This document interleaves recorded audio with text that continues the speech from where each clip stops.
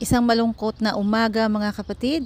Marso 3 ng pumanaw, binawian ng buhay ang ating minamahal at sikat na artista na si Jacqueline Jose. Kung napapanood po natin siya sa Batang Quiapo, siya ay nabaril ni Van Dolp. Nakalaban niya doon sa jail. At siya ay natumba at na ospital at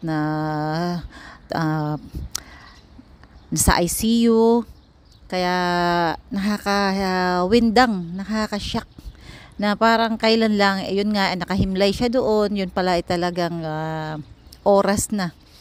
At siya ay binawian ng buhay sa kanyang tahanan.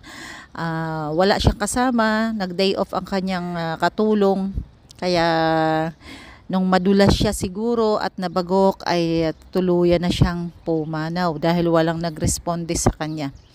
At makikita po natin na talaga pong ang iyak ni Coco Martin dahil sa malambot ang puso ni Direk Coco Martin ay nagdadalamhati siya sa pagpanaw ng isang magaling na artista na kasama niya sa kanyang teleserye na Batang Quiapo.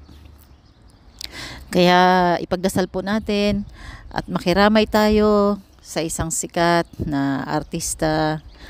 Kung siya ay naaalala nyo, Jacqueline Jose. Ayan. At ang kanyang anak. Kaya rest in peace, Batang Quiapo, Jacqueline Jose. May you rest in peace.